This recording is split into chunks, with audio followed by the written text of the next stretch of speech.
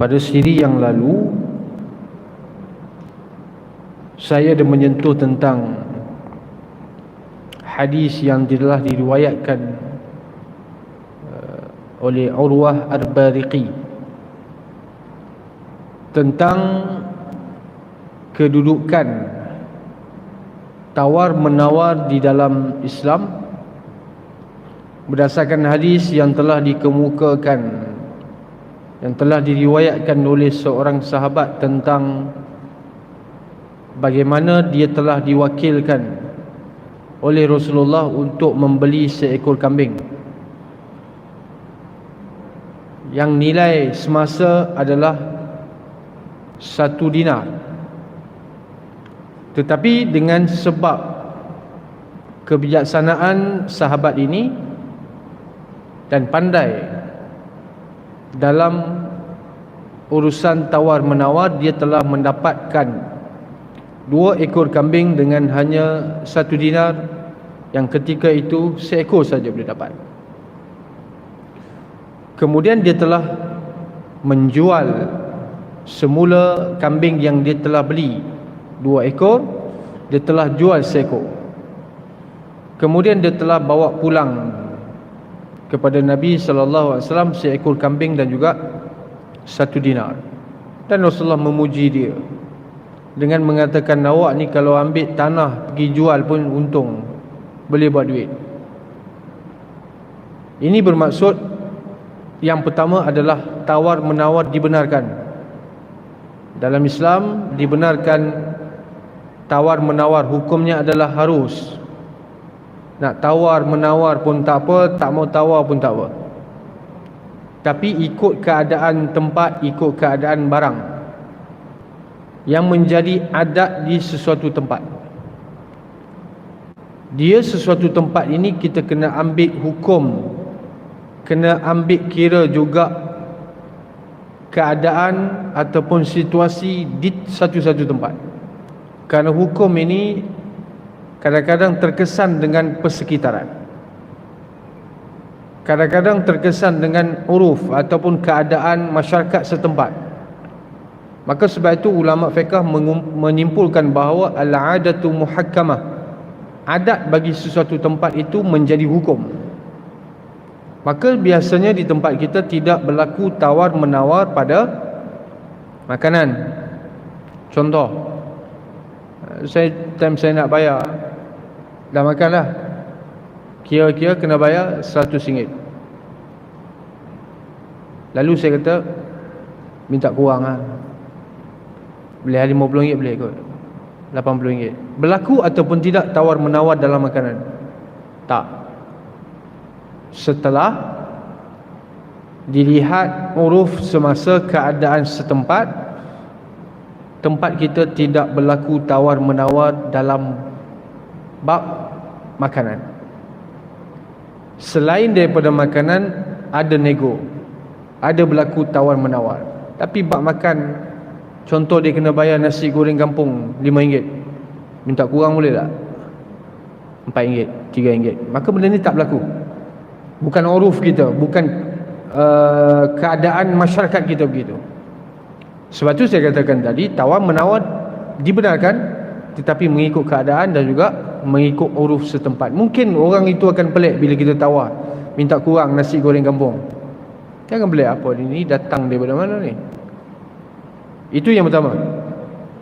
Dan apabila pembeli menawarkan, buat nego tawar-menawar dengan penjual, maka jangan sampai tahap membebankan penjual, sampai penjual tak ada untung langsung.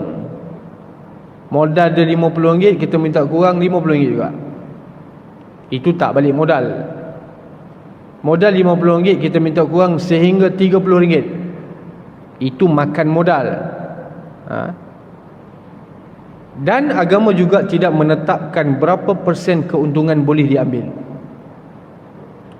Nak ambil keuntungan 100% pun boleh, tapi sudah tentu pembeli yang bijak, dia takkan cari yang mahal, dia akan membeli di tempat yang murah. Baik, kemudian yang kedua kita boleh faham daripada hadis itu adalah bagaimana stabilnya, kukuhnya duit emas, dinar, yang mana pada zaman dahulu mungkin seekor kambing 1 dinar, dan sekarang pun kalau kita pakai dinar, harganya tetap 1 dinar. Sebab apa? Kalau 1 dinar yang berat dia lebih kurang 43 gram,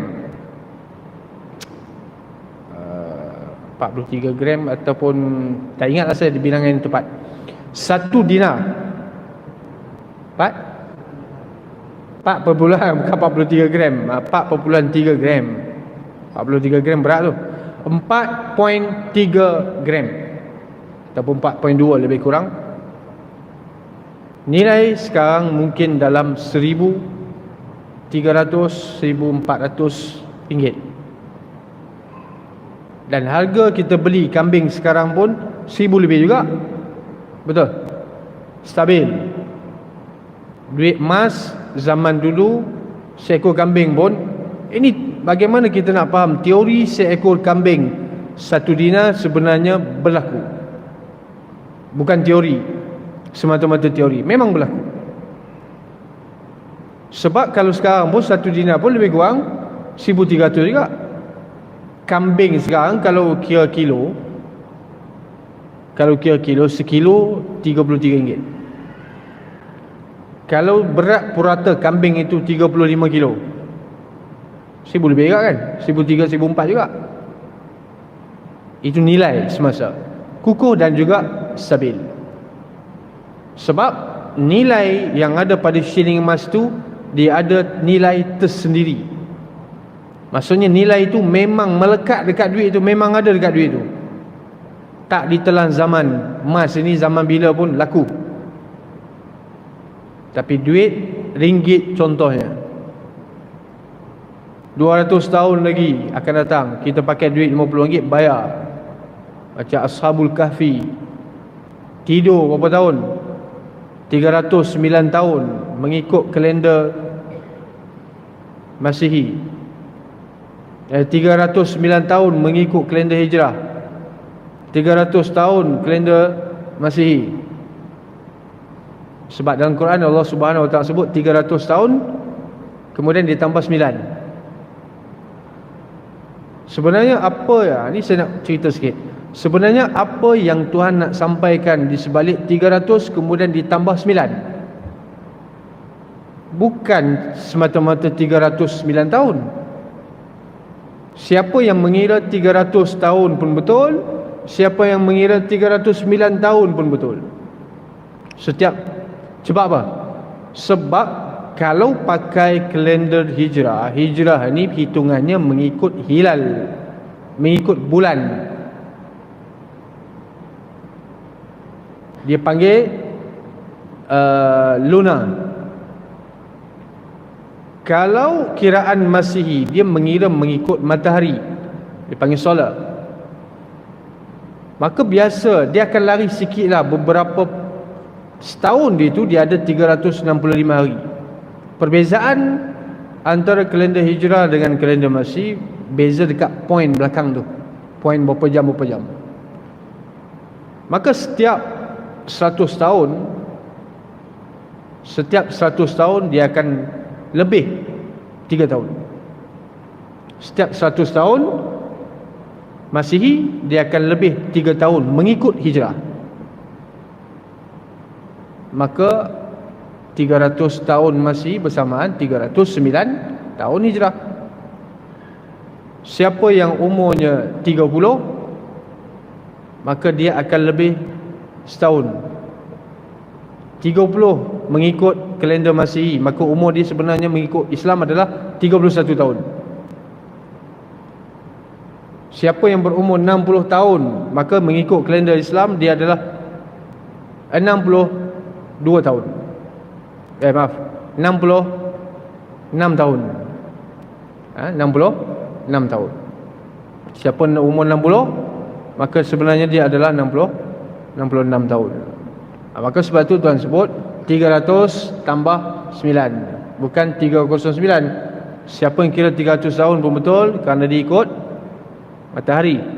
Siapa yang kira 309 tahun pun betul mengikut kiraan hijrah. Ini Tuhan dah sebut lama dah. Baik, Ashabul Kahfi dia bangun setelah tidur yang panjang, nak pergi beli barang, tak laku. Ini duit zaman bila ni? Apa? Ini duit zaman bila? Kemudian kukuhnya duit yang disebut sebagai emas yang saya sebutkan tadi adalah relevan sepanjang zaman. Tapi duit kertas, mungkin kalau kita nak gunakan RM50 sekarang ni, pada 100 tahun akan datang mungkin tak laku. Ataupun laku dengan sebab dia sudah jadi item collection, bukan sebab dia diperlakukan sah dengan nilai. Betul? Sebab tak heran kadang-kadang orang beli duit lama ni lebih mahal daripada nilai yang sebenar. Kalau beli duit, saya beli duit RM1, saya beli duit RM1 dengan harga RM100. Sebab apa saya beli duit RM1? Sebab duit ni dah lama, rare, susah nak dapat, tak laku dah. Maka saya beli duit dengan 100, saya bayar RM100, saya dapatkan duit RM1. Maka itu tak mengapa, kerana dia sudah jadi barang. Duit RM1 tadi sudah jadi barang. Tapi kalau saya beli duit RM1 itu dan duit itu masih lagi sah, laku, maka tak boleh, dia akan jadi unsur riba. Siapa yang kolektor, simpan duit lama, kalau duit itu masih lagi laku, maka kita bayar lebih, maka dia akan jadi unsur riba. Tapi kalau duit itu sudah tidak lagi laku, pergi guna pun orang tak terima, maka boleh, sebab dia dah jadi item. Tapi kalau duit itu masih laku dan boleh digunakan, kita beli bayar dengan harga tinggi, maka dia akan jadi bai'ul fadlin, dia akan jadi riba fadlin. Benda yang sama tapi dibayar dengan harga lebih, itu dipanggil riba. Baik, itu poin yang kedua. Dan yang ketiga yang kita boleh faham daripada hadis tentang seekor kambing 1 dinar adalah kebijaksanaan seorang sahabat yang bernama Urwah Al-Bariqi. Baik, kemudian habis, kita nak masuk topik baru, iaitu tentang khiyar. Khiyar ini dari sudut bahasa ini maksudnya pilihan. Pilihan ini ada hak pilihan, ada hak memilih bagi penjual, ada hak memilih bagi pembeli. Sebelum itu kita melihat kepada objektif khiyar ataupun maqasid. Islam ataupun agama menghapuskan kebanyakan transaksi yang diamalkan di masa jahiliah. Kerana transaksi yang diamalkan dalam masa jahiliah itu banyak berlaku gharar, banyak berlaku unsur-unsur penipuan berat sebelah. Selalunya yang dizalimi, yang dianiayai adalah pembeli. Contohnya, naha Rasulullah SAW an bai'il mulamasah. Nabi melarang daripada jual beli mulamasah. Mulamasah ni konsep dia begini: awak sentuh saja mana-mana barang, awak kena beli. Awak sentuh, awak kena beli. Minta maaf, saya tak sengaja. Awak kena beli juga. Padahal tak sengaja, padahal dia tak nak beli, dia tengok-tengok je, tapi sebab dia sentuh, dia kena beli. Ini berlaku penindasan ataupun tidak? Ya. Kepada siapa? Pembeli. Yang untung adalah penjual. Itu dipanggil mulamasah yang diamalkan oleh jahiliah. Maka dia tidak ada hak untuk pertahankan diri, dia tidak ada hak untuk memilih, dia tak bebas nak beli kata nak beli, dia tak ada hak. Maka ini adalah transaksi yang berlaku pada zaman jahiliah. Maka agama datang hapus benda ni kerana dia berat sebelah. Dan juga ada lagi satu konsep dia panggil munabazah. Munabazah ni macam apabila saya nakkan sesuatu, nak beli sesuatu, tapi penjual kata tak apalah, ini yang asal, konteks asal munabazah ni adalah baling sesuatu barang mana yang sampai ke tempat dia tu, okey, itu awak beli yang tu. Maksudnya masih lagi dalam teka-teki, masih lagi dalam unsur-unsur gharah, penganiayaan, macam dengan tikam, macam dengan kita qimar ni judi.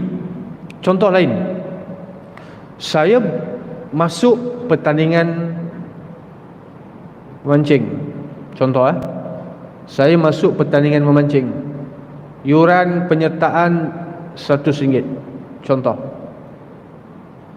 Wang tunai, dapat hadiah pertama, wang tunai adalah RM10,000.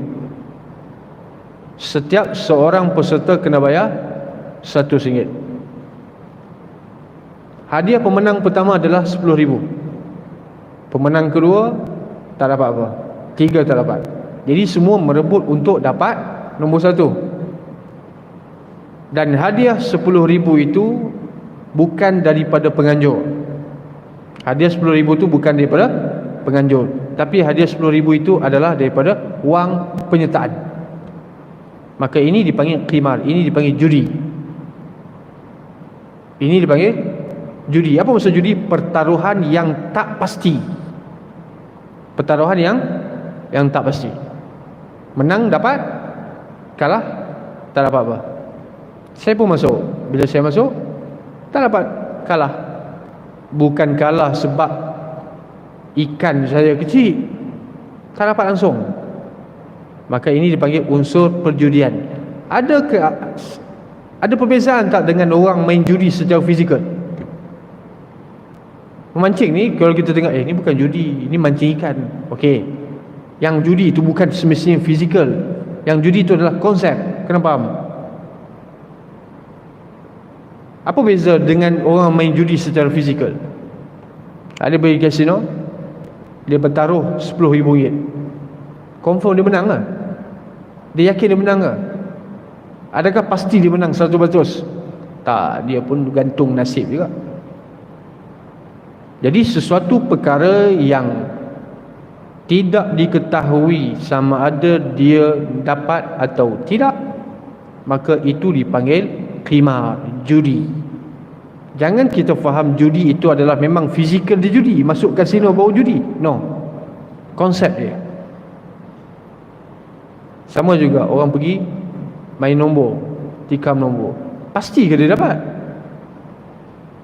Dia bayar, pasti ke dia dapat? Tak. Maka itu adalah pertaruhan dia pergi. Pertaruhan terhadap sesuatu yang tidak pasti, maka itu dipanggil unsur perjudian, maisir ataupun qimar. Yang mana Allah Subhanahu wa taala sebut antara perkara yang diharam adalah al-maisir. Dalam Al-Maidah, apa nama maisir? Judi. Maka ini banyak berlaku dalam kalangan masyarakat jahiliah. Maka datang Islam bawa satu konsep baru. Nabi bawa satu konsep baru. Dalam Quran tak ada khiyar ni, cuma dalam hadis. Apa dia dipanggil? Khiyar, pilihan. Awak selaku penjual, awak ada pilihan nak teruskan transaksi ataupun tidak. Awak sebagai pembeli pun awak boleh pilih sama ada nak meneruskan transaksi ataupun tidak. Maka dalam Islam secara asas dia ada 3 jenis yang dinamakan khiyar. Yang pertama dipanggil khiyar majlis. Transaksi itu dilakukan di satu tempat, satu-satu majlis. Maka selama mana penjual ataupun pembeli tidak beransur daripada tempat beli, maka dia boleh batalkan transaksi. Saya masuk kedai, lepas tu saya dah bayar barang, saya belum keluar daripada kedai tu, lepas tu saya kata, minta maaf lah, saya tak jadi belilah. Saya ada hak tak? Saya ada hak untuk batalkan transaksi, sebab saya masih lagi belum beredar. Maka ini dipanggil khiyar majlis. Maka kalau saya dah balik rumah, Saya nak datang balik, nak bayar, tak boleh.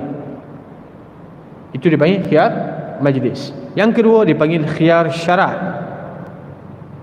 Bersyarat, setuju antara penjual dan pembeli, bersetuju beri tempoh 3 hari. Contoh, dalam tempoh 3 hari penjual berhak untuk membatalkan transaksi. Telefon balik. Hari yang kedua telefon, minta, saya tak jadilah nak jual, awak pulangkan balik. Dia dah hak.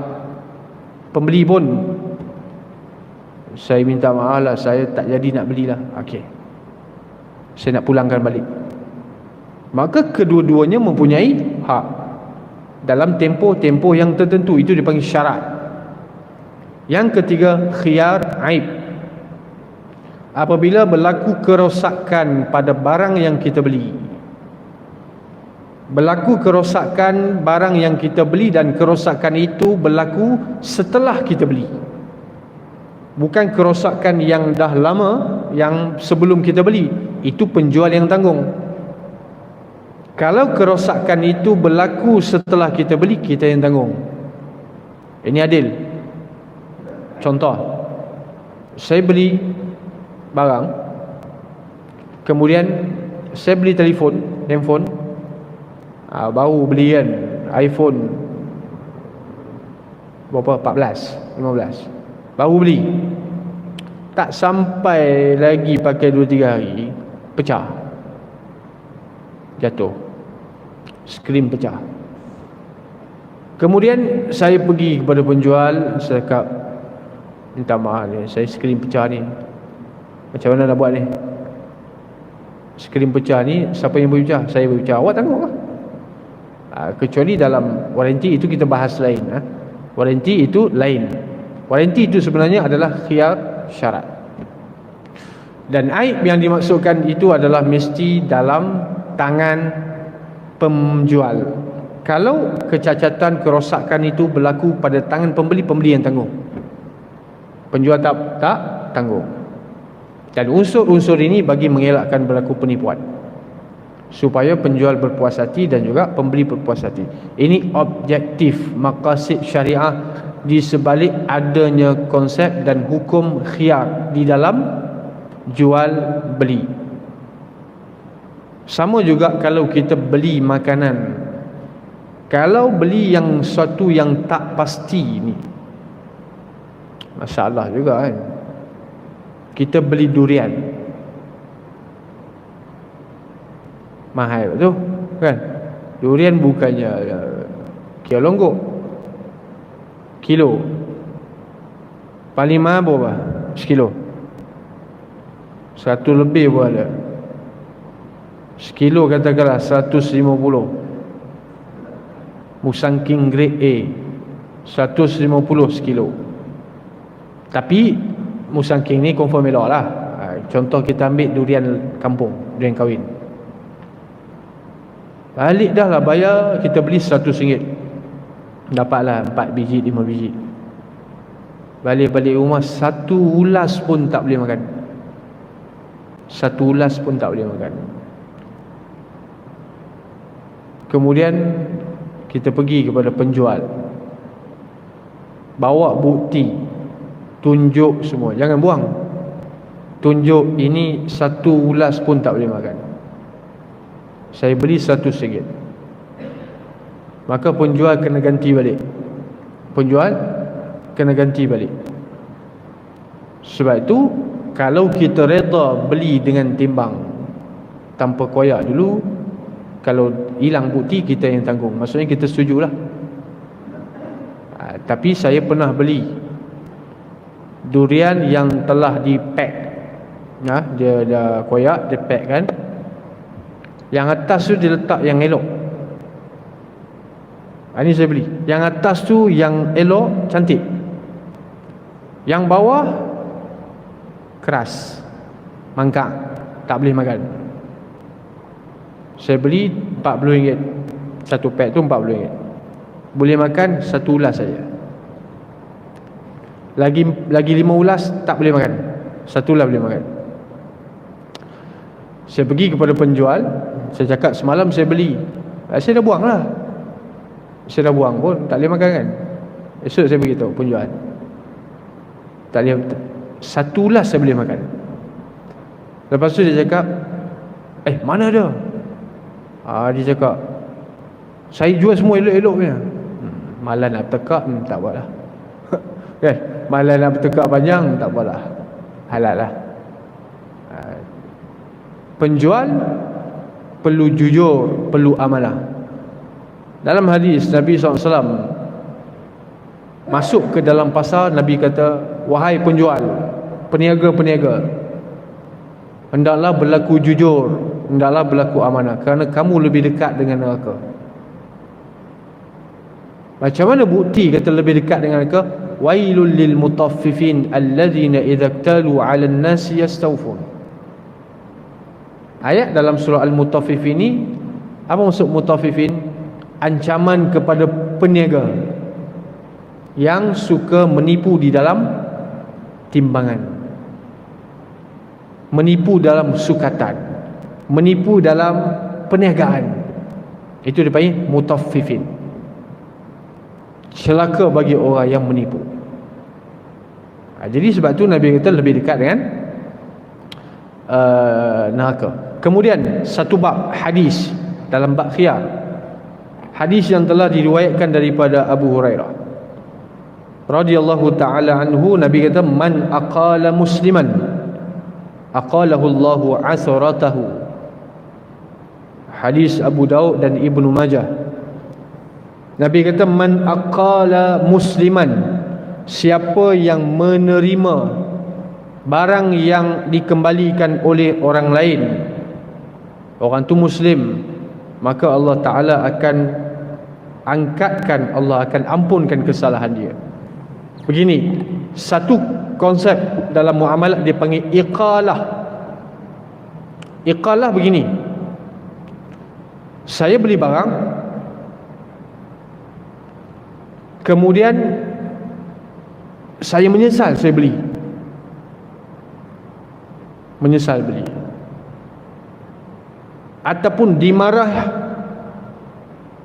isteri marah beli.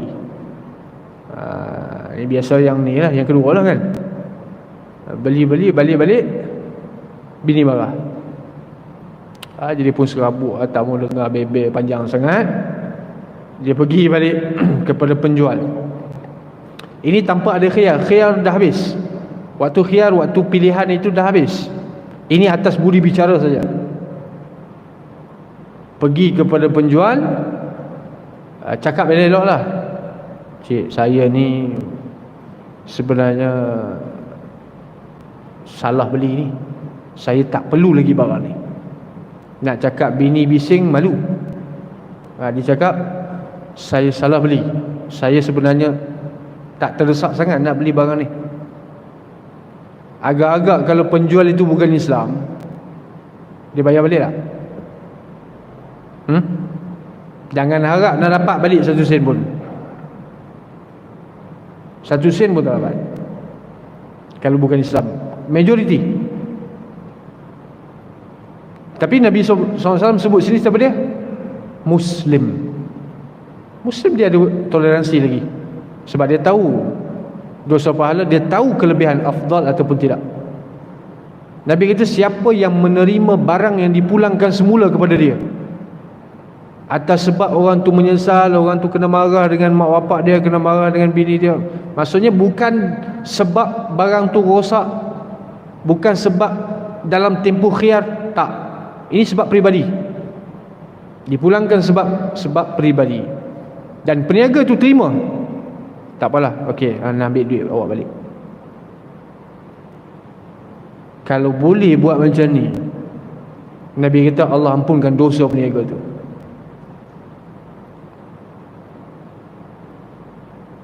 Ini kata Nabi, aqalallahu asratahu, Allah akan bebaskan, Allah akan ampunkan kesalahan peniaga tersebut. Sebab apa? Sebab dia sanggup terima, padahal dia untung dah. Sebagai hak, dia boleh pertahankan.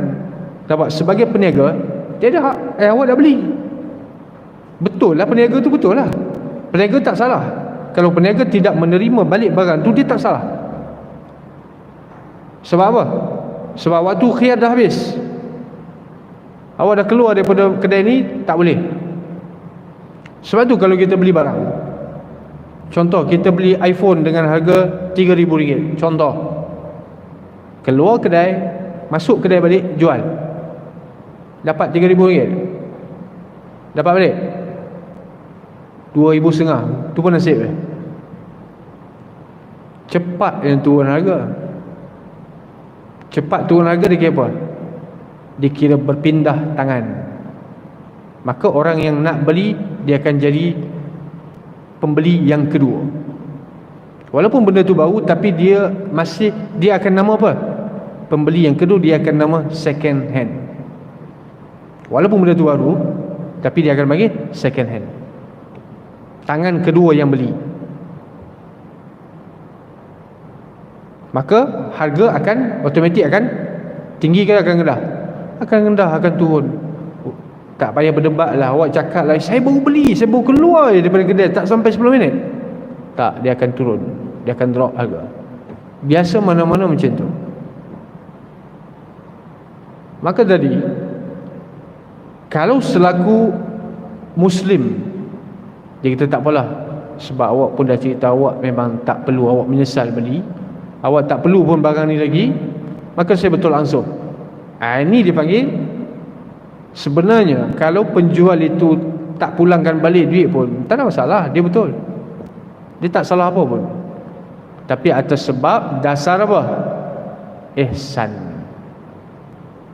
dasar toleransi. Orang tu pujuk-pujuk merayu nak pulangkan balik, tapi syarat dia barang tu tak rosak lah. Syarat dia barang tu tak rosak, elok lagi, sempurna lagi, cuma dipulangkan atas sebab peribadi, disalah beli. Sanggup gadaikan benda, sanggup pulangkan balik, sebenarnya dia, kalau dia jual itu, dia dah untung dah banyak, dia untung, tapi dia sanggup pulangkan balik. Maka di sini Allah Subhanahu wa ta'ala lampukan. Maka terdapat apa? Kelebihan iqalah. Ini selalunya yang ada toleransi macam ni sama-sama Islam lah. Sama-sama Islam. Bukan Islam pun ada juga, tapi mungkin seorang dua je. Saya tak sebutlah mana-mana kau, mana-mana orang. Saya cakap bukan Islam. Keluar saja kedai dia, nak patah balik, nak pulangkan barang, sorry. Kalau pulangkan, mungkin dengan dia bayar dengan harga yang kurang. Itu ada. Kita beli dengan harga RM100, kita pulangkan balik, kedai bukan Islam, nak dapat balik RM1. Tak dapat. Mungkin 80, mungkin 50. Ataupun dia tak nak terima. Dan kalau dia buat macam tu, dia bukan Islam, dia pulangkan dengan harga bayaran penuh, dia baiklah, tapi Tuhan tak bagilah pahala dia. Tuhan tak ampunlah dosa dia sebab dia bukan Islam. Jadi di sini ada toleransi, ada sifat tasamuh, ada sifat ihsan, kita panggil tolak ansur. Tolak ansur ni kalau diterapkan dalam kehidupan seharian kita ni, okey, selamat, makmur, harmoni. Tak ada nak gaduh-gaduh, tak ada nak ni. Tapi kalau hari-hari tolak ansur benda yang sama, letih juga. Tolak ansur benda yang sama, letih juga. Contohlah, saya kena saman. Sebab apa? Sebab tak ada lesen. Ataupun sebab rotek mati, tak hidup, polis saman. Salah memang salah saya lah, bukan salah polis tu, salah saya. Sebab saya yang buat kesalahan, tak hidupkan rotek ataupun tak mempunyai lesen memandu. Kemudian saya cakap, cik, minta maaf lah cik, saya tak bayar pun kat dia. Cik, ambil lah RM50. Tu tak boleh lah, yang tu rasuah. Ni saya cakap dengan dia baik-baik, saya janji lepas ni takkan berlaku lagi program macam ni. Ayat kena manis lah, jangan lawan, jangan keras. Dia tahu dia salah, kemudian lebih marah orang tu pula, lagi lah kata, tak boleh. Kemudian dia kata, okey, kali ni saya lepaskan awak, kali ni saya maafkan awak. Tapi lain kali saya saman, adakah dia ini telah melanggar undang-undang? Jangan. Ini kita panggil apa? Tolak ansur. Tolak ansur ni, sebab tu saya kata tolak ansur ni kalau diterapkan tasamuh ni tolak ansur, kalau diterapkan dalam kehidupan ni sama. Penjual tolak ansur dengan pembeli, pembeli tolak ansur dengan penjual. Macam mana pembeli tolak ansur dengan penjual? Janganlah minta kurang melampau sangat. Modal dia RM50, awak minta kurang sampai dia untung pun tak ada, makan modal. Tak boleh macam tu, kena tolak ansur. Kita nak barang, dia nak duit. Kita dapat barang kita nak, dia dapat duit. Betul?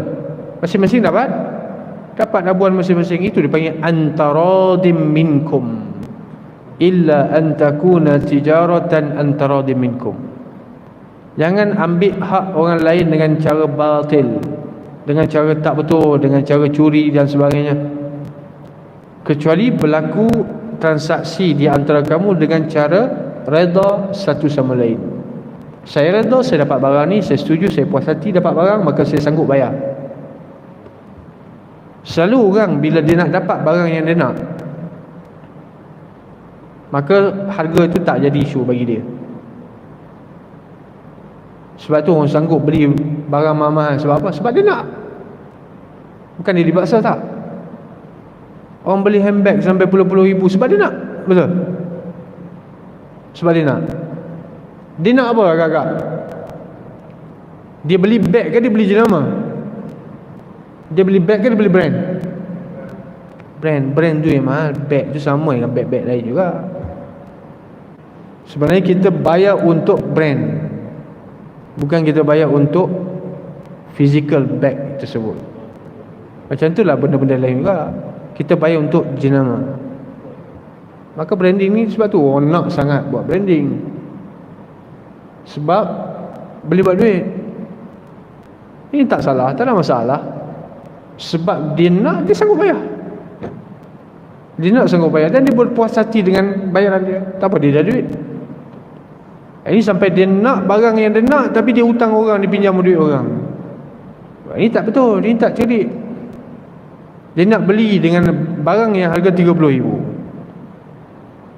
tapi tak ukur badan baju sendiri, hutang selalu di sini. Agama tak izinkan macam tu. Hutang bukan atas sebab-sebab keperluan, tapi atas sebab memenuhi kehendak saja. Hutang sebab nak memenuhi kehendak, bukan nak memenuhi keperluan.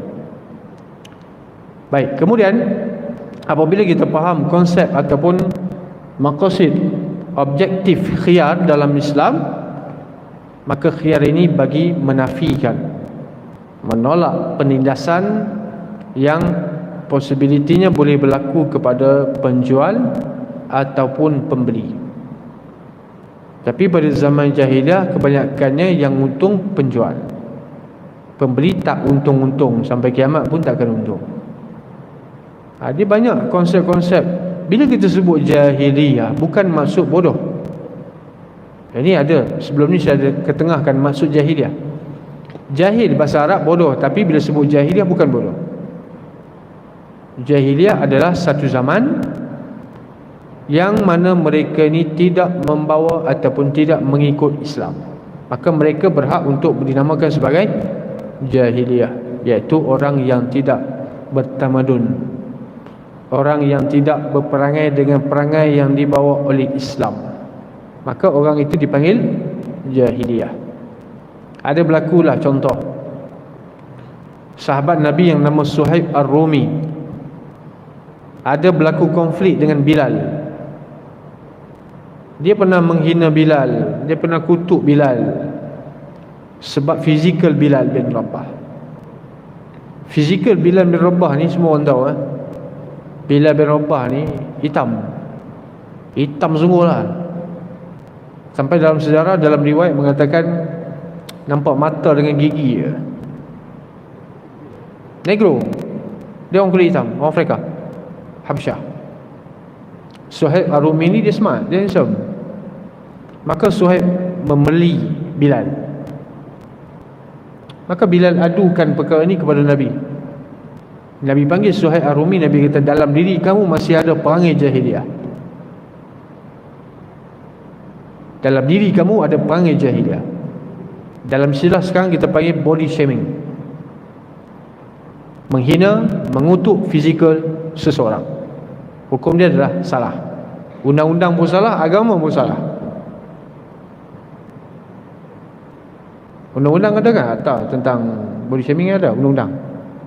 Kesalahan mengutuk fizikal orang dekat media sosial ada, tak silap saya.